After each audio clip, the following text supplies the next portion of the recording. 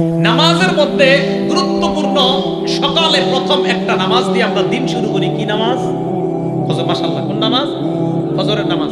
একটা হাদিস বলবো, বলার পর আপনারা সিদ্ধান্ত নেবেন যে এটা এখন থেকে পড়বেন কিনা।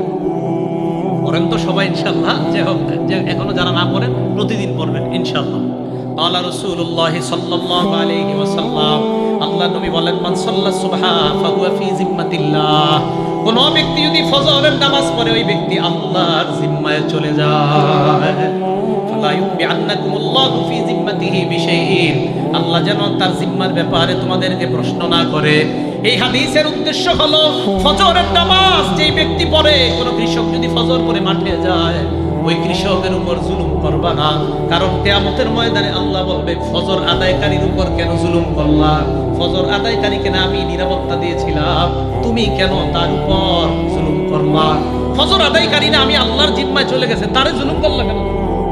তুমি যে বললেন সাবধান, আল্লাহর জিম্মায় যারা আছে তার ব্যাপারে যেন তোমাদেরকে প্রশ্ন না করে। এটা হলো ফজরের নামাজ পড়ার উপকারিতা। ফজরের নামাজের মাধ্যমে ইনশাআল্লাহ আমরা দিন শুরু করব।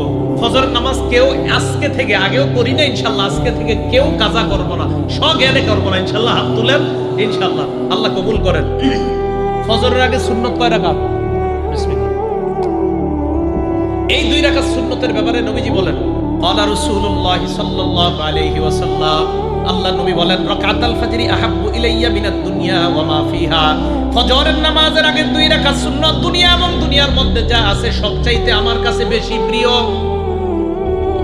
ফজরের নামাজের সুন্নতটা যদি পারেন বাসায় পড়বেন। ঘড়ির দিকে তাকাইছেন, তাকায় দেখেন 20 মিনিট বাকি আছে, বাস সুন্নতটা বাসায় পড়েন। প্রথম কাজ সুন্নত বাসায় যদি পারেন আর কি বাসায় পড়েন। দ্বিতীয় কাজ, ফজরের সুন্নতে প্রথম রাকাতে কুল ইয়া আইয়ুহাল কাফিরুন পড়বেন, দ্বিতীয় রাকাতে কুল হু আল্লাহ। বলেন প্রথম রাকাতে কোন সূরা? আইয়ুহাল কাফিরুন, দ্বিতীয় রাকাতে কুল হু আল্লাহু আহাদ। নবীজি মসজিদে আসছেন, এক সাহাবা নামাজ পড়তেছে, আল্লাহু আকবার। তো নামাজে সূরা ফাতিহা পড়ার পর উনি আস্তে আস্তে পড়তেছে কুল ইয়া আইয়ুহাল কাফিরুন প্রথম রাকাতে। তো নবীজি শুনে বলছে আস্তে কানে দিয়ে। তো নবীজি শোনার পর বললেন, হাযা আব্দুন আরাফা রাব্বাহ, এই ব্যক্তি তার রবকে চিনতে পারছে।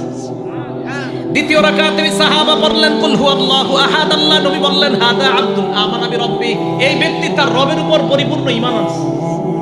এজন্য আজকে থেকে আমলটা মনে রাখবেন, ফজরের সুন্নতে প্রথম রাকাতে কুল ইয়া আইয়ুহাল কাফিরুন, দ্বিতীয় রাকাতে কুল হু আল্লাহ।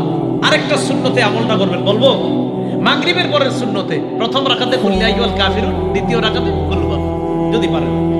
বাকি ফজরের সুন্নতে প্রথম রাকাতে কুল ইয়া আইয়ুহাল কাফিরুন, দ্বিতীয় রাকাতে কুল হু আল্লাহ। এটার দ্বারা কি উদ্দেশ্য জানেন? কুল ইয়া আইয়ুহাল কাফিরুনের মাধ্যমে প্রথম রাকাতে আপনি বুঝাইতেছেন আমি যত শিরক সব বর্জন করলাম, দ্বিতীয় রাকাতে কুল হু আল্লাহ পড়ার মাধ্যমে বলতেছেন আমি আল্লাহর একত্ববাদ স্বীকার করে আমার দিন শুরু করলাম।